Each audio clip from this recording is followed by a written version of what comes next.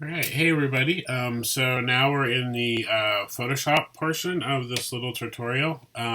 So I have uploaded my pictures using a card reader.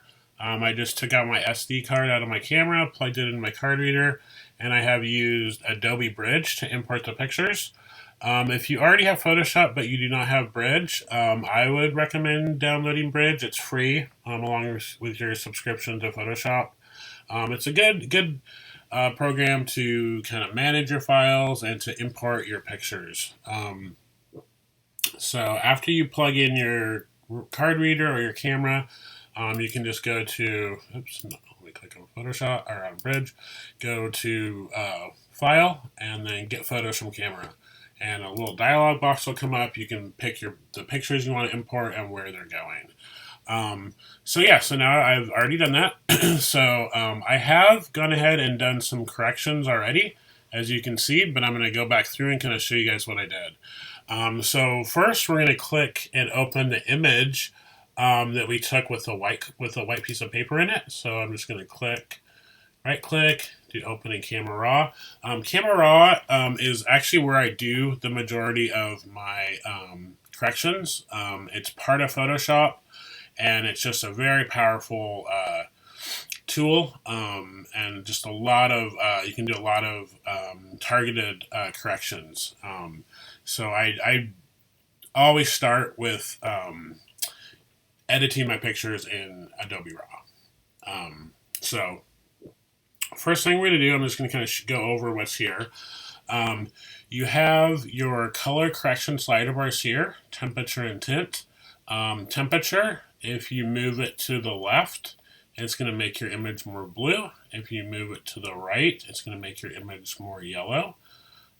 So let's go back to, I think it was about there. The tint, if you move it to the right, it's going to make it more magenta. If you move it to the left, it's going to make your image more green. So I would, however, wait to do any color correction until you've done your tonal corrections. Doing tonal corrections will actually affect the way your colors look. So I would do these first and then go and do your color corrections. As far as these bars down here, we're not going to really use texture or dehaze. I will go over clarity, and then I'll go over vibrance and saturation too. But first thing first is we're going to go ahead and start with the tonal corrections. So the exposure bar here just makes your image overall lighter or darker. I did shoot it a little bright, so I was thinking about right here, looked pretty good. And one thing I'll just kind of mention this little histogram up here. This has all your tonal information and where all your tones are falling. If you have tonalities falling more over to the right here, that means your image is brighter, or you have brighter tones. Anything that's falling over to the left here is indicating darker tones, so blacks and shadows, things like that. If you do see like some serious spiking, like we have a little bit here, but that's because we have this white piece of paper.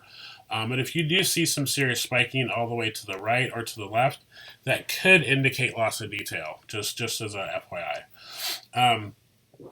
So now let's go down here. So I did exposure. So contrast, basically just like it says, it just increases or decreases contrast. Just looking at the picture itself, I'm just going to pop the contrast just a little bit, looking kind of back in here. The highlights, if you move it to the left, it's going to make it brighter. To the right, I'm sorry, it's going to make it brighter. To the left, it's going to make it darker. At least this is just affecting the highlights. This just affects the shadow areas, making them darker to the left or brighter to the right.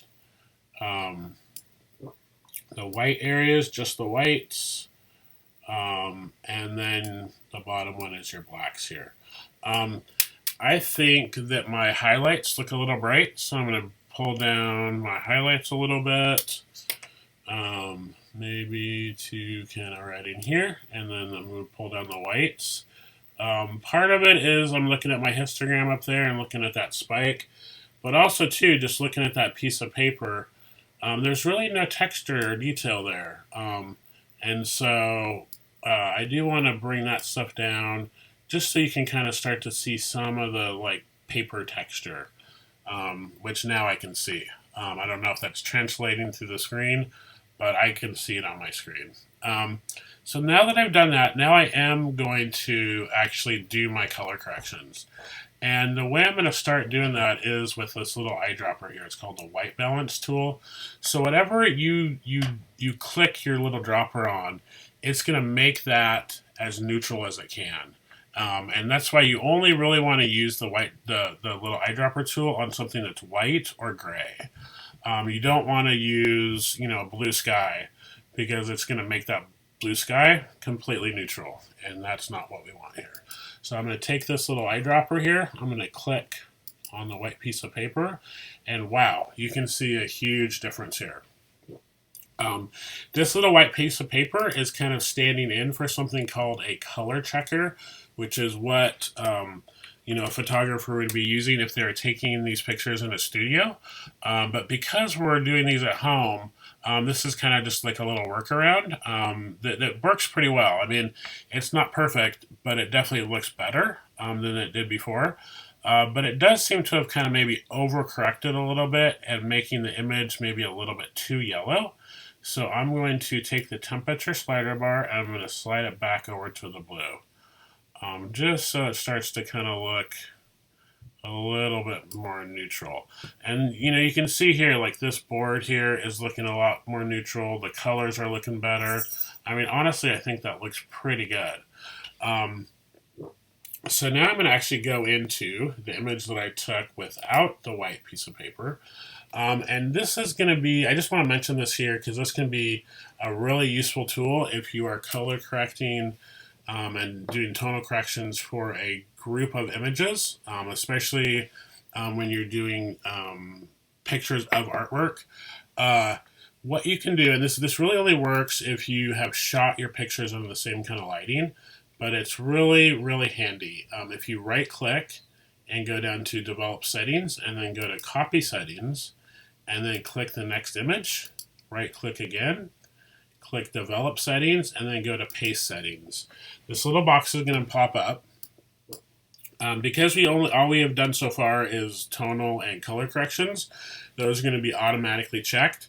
However, if you did do cropping, or you did local adjustments, which I'll be going over in a minute, you will want to make sure that those are checked. But we didn't do those this time, so it's fine. So I'm just going to click OK. And wow, look what just happened. All those tonal and color corrections that we did just got applied to this image. And so, like I said, instead of having to, write down your settings or just do it by eye, which can lead to inconsistencies, you can literally just copy and paste those corrections into the next image, making it a very, making your body work very uniform in appearance, which is definitely something that you want. So you can see that I have gone forward and done some more corrections on the ones down here, but I'm going to open this one up and kind of show you guys what I did.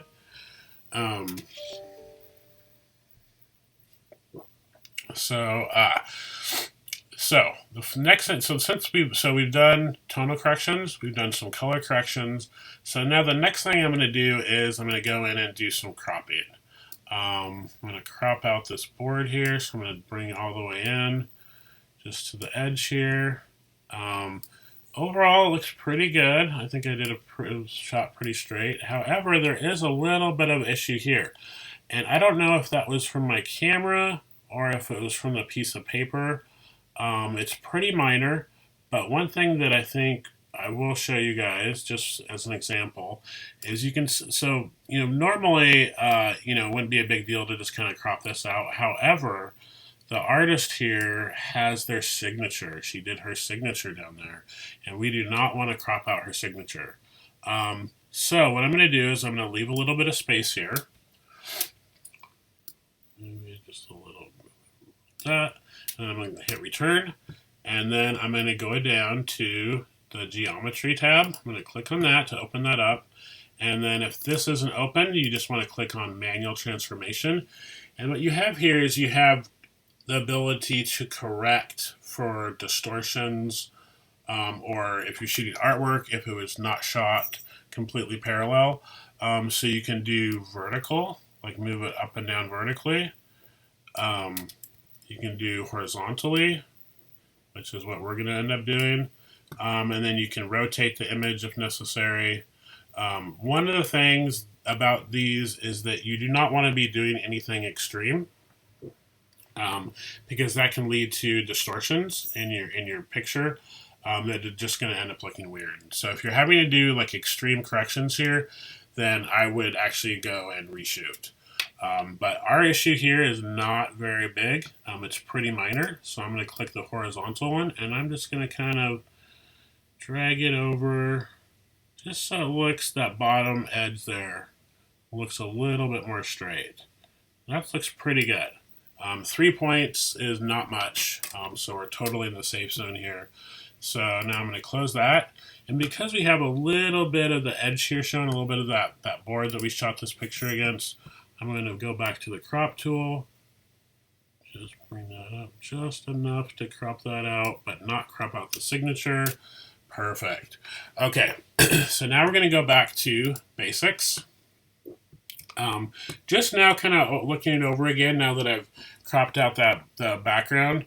It does to me maybe look a little washed out. I mean, I think the highlights look pretty good, but some of the areas that should be, I feel like should be a little bit darker, I just look a little washed out. So I'm going to bring down the shadows here.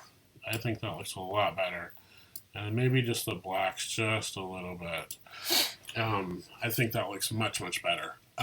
So I'm going to also show you guys some local adjustments. We have the graduated filter and the radial filter here. And one thing that's very typical, it's very normal for this to happen, even if you shot the artwork under really good lighting, under really even lighting, is you do get, the edges here can look a little light. So to fix that, you can use the graduated filter, and so what you'll do is you'll click and drag, and then what you can actually do is you'll have access to all these color and tonal corrections, and it's just going to apply in this area here. It's going to be most extreme here and fade as you get over here, and you can actually turn on the mask, so you can kind of see that little area where it's a little bit lighter. That's showing you the masked area. All we're going to do here is just do just a little bit of exposure. And I'm going to turn that mask off because that's going to affect the way it looks. And the trick is here is that you just want it to look as natural as possible. So it's really applying mostly to this kind of area here and just kind of gradually dropping off over here so it has a nice kind of natural feel to it. I'm going to do the same thing over here. And then I'm going to do the top. And then I'm going to go ahead and do the bottom. And so what this is doing, like I said, it's basically just kind of slightly darkening up the edges. And it just kind of helps center your eye into the kind of the general middle area of the image, where kind of most of the detail and focus should be. So I think that's looking pretty good. The thing is if you use either one of these, again, you kind of want to use a light touch. You don't want to be going in generally and just doing a bunch of extreme corrections here. Like exposure. Sometimes you might want to drop the highlights or the whites a little bit, and just make sure it looks natural. I cannot stress that enough. So I think that's really all we needed for that. And so really, that's kind of really all we should need to do. I did want to mention, though, the clarity, the vibrance, and the saturation. Sometimes when recording artwork, you can lose a little bit of the stuff just from the act of duplicating it. The clarity, and I use this a lot when I photograph artwork, is I do pop the clarity just a little bit, usually not more than 10%, sometimes in some cases maybe up to 20. Especially like if you're photographing a pencil drawing, sometimes that clarity, up in that clarity a little bit can really help. I would not go extreme with this. I would keep it pretty conservative. Maybe 20% around there at the most. But as you can see, just that little bit really kind of helps to pop the image. And what it's doing is it's actually increasing the local contrast, the edge contrast. So that can help really well when you're photographing and reproducing artwork. The saturation, sometimes I use it. I generally do not. It does just what it sounds like. It just increases or decreases the saturation. If you do increase the saturation, I would keep it pretty minimal. But I do oftentimes do increase the vibrance because that kind of just helps separate and also kind of strengthen the colors themselves. But I also keep this pretty minimal too. I don't really usually go much above 10% at the most. But I think just a little pop in the vibrance helps a lot. So now before we actually go into Photoshop, I just want to show you a couple more things. So I'm going to go ahead and click done because I think that's looking pretty good. So I'm going to click done. And then I just wanted to go down and show you guys just one of the pictures that I took of the ceramic piece. So here it is. I've gone in and done all the corrections here that I was, basically very similar corrections to what I did to the other piece. I did some local adjustments, the graduated filter. I also did some radial filters here on the edges a little bit. And then one thing I did want to show you guys is if you're shooting a really shiny piece of artwork, like this ceramic piece here was very, very shiny. One thing that you can do is do very small radial adjustments. So I actually did one here. I did one here. And then I just kind of did an overall one. But this is really the most important one here. Because what I've done here is there was this very bright reflection here because it's so shiny. And so I've used that to really bring that down. So it's no longer very distracting. It looks natural. But it's not as bright as it was before. So it just looks much, much better. And that can be kind of like a nice little fix if you do run into that issue. But other than that, like I said, I've pretty much done most of the type of corrections that I did in the other image. So what we're going to do now is I'm going to bring these images into Photoshop. So this one I'm just going to go ahead and click done. And I'm just going to go back and just reopen this one. I'm going to open this one. And then to open it in Photoshop, instead of clicking done, you just click open. And it should take a second here.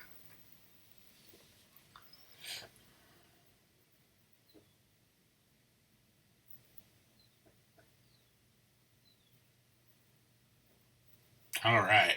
So now that we've opened it into Photoshop, I generally do most of my corrections in Adobe Camera Raw. However, you may want to do a little bit of corrections in here. I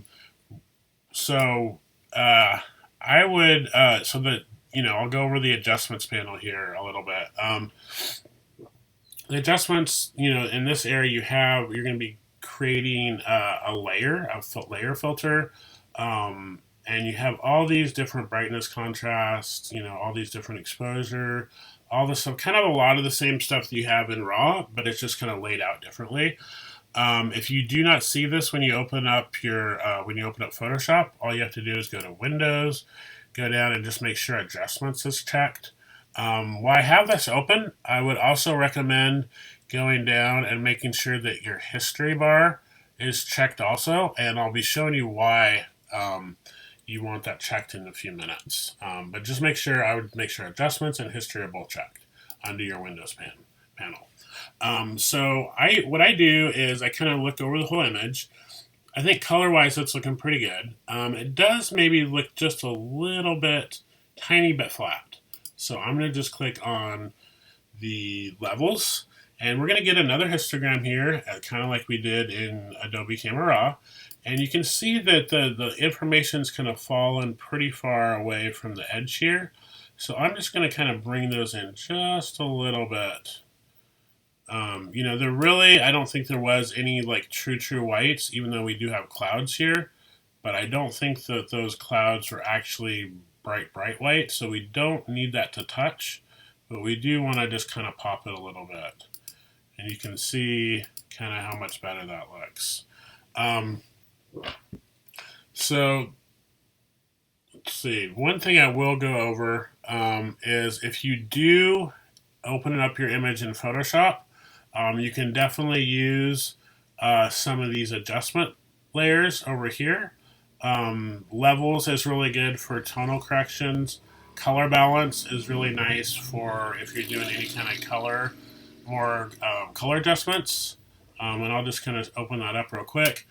Here you have 3 bars. You have cyan and red, so you can make it more red or more cyan.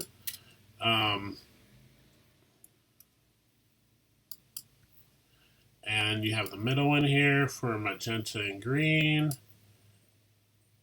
Let's see, and then yellow and blue. I've done most of my color corrections in RAW, so I'm not going to use this. I'm going to go ahead and delete that layer.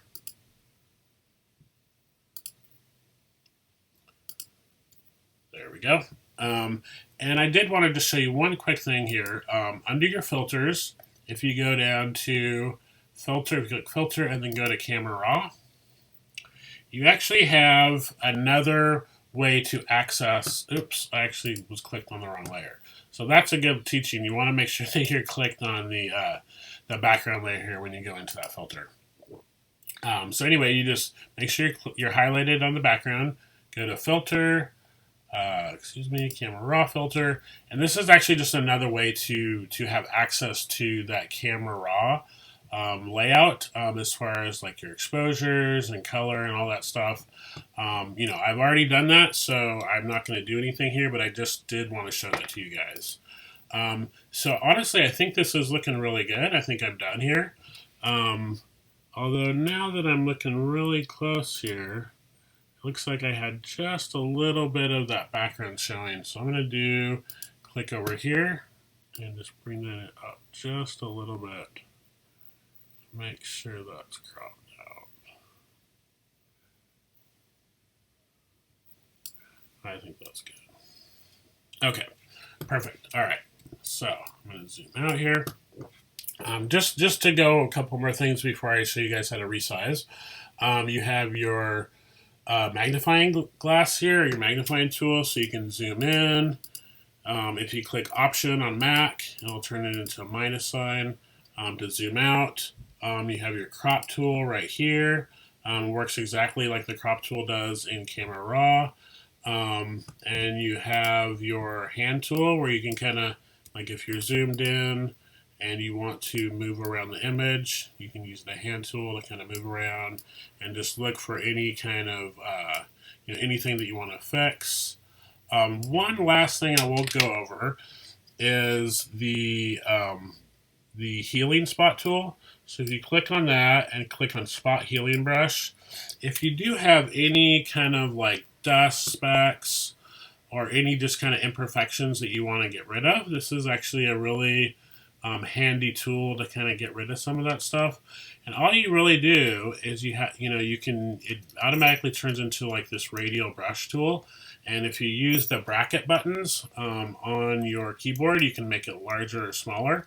And really all you have to do is, if you can see this little spot here, oops, there we go. And all I'm going to do is click on it, and then look, it's gone. So it's a really good way if you want to make sure that there's no dust or any kind of little imperfections. I would not go crazy with this. Fixing, say some of this little stuff with, with the paper showing, that's part of the character of that artwork. So I wouldn't go crazy with it and start removing stuff like that. But if there is, maybe there's a little bit of dust that was laying on it, stuff like that, little small stuff like that, I would go ahead and remove. So I'm going to go ahead and zoom out. I just wanted to show that to you guys. And now we're going to go ahead and resize it. So we're going to go to Image, Image Size, and then we're going to want to make sure that Resample is clicked, and we're going to want to make sure Bicubic Sharper is selected. And then if Pixels is not selected here, we're going to go ahead and select Pixels.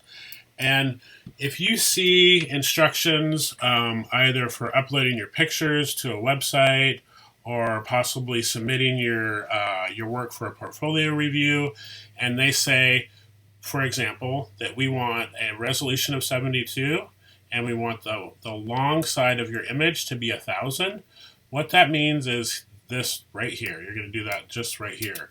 So the first thing I would do would be change the resolution. So let's go ahead and change it to 72.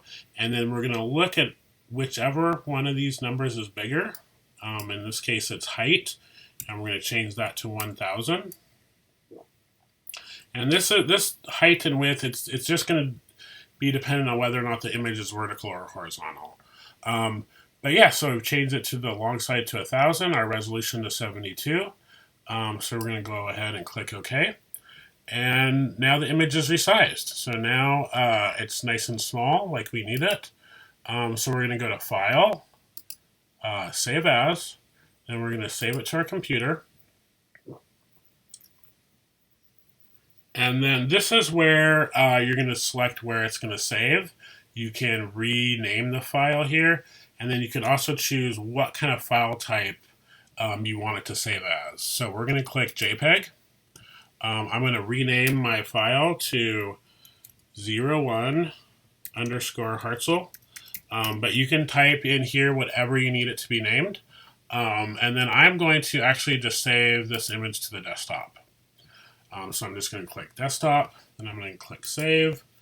I did do this earlier, just kind of like before I did this demo. So, and this normally shouldn't happen, but in this case, I already have one, so I'm just going to hit Replace. And then you're going to want to make sure that this little slider bar is all the way to the right here, so you're saving maximum quality. Everything else that it defaults to, just leave it, and then click OK. And now it's saved. I would, however, as soon as you do that, I would go back in your Histories panel here. And your Histories panel is basically just showing you everything that you've done, and I think it goes up to the last 20 things that you've done, 20 steps. And you can actually click anywhere in here and kind of go back in the history of your correcting. So it's really handy if you make a mistake or if you've done something and then you realize you don't like it. That you can go back and undo that. In this case, the only thing we really want to undo is just that image sizing. So I'm going to click Spot Healing. I'm just going to click right before we did the image size. And now we're back to the full resolution file that we had when we opened it in Photoshop. Because we do want to keep these adjustments that we did, but we don't want to then save this actual image in a small file type because we already have that. So we want to save one, keep one with the full resolution, full file size that we shot it. So we've undone the image sizing, so now it's back to its original size. If you're not sure or you just want to double check, you can always go back and 300 resolution, 4,400 on the long side. That's exactly where we were at before, so just click OK, and then you can either just click Save, or you can actually just click this little X here to close it, do Save, and just save it to the computer. Again, we can rename it if we want to. I'm just going to save it back into the original folder that it came from, but you can change that if you want. I would recommend, these full resolution files, I would recommend saving them as in TIFF as opposed to Photoshop or any of these other choices. TIFF is a much more universal file type, so I would save it in TIFF. And then we're just going to click Save, and just leave all this stuff kind of as defaulted. And and then we'll just wait for it to save. So that's about it for this portion of the tutorial. I hope this was helpful, and I appreciate you guys listening and watching. Thank you.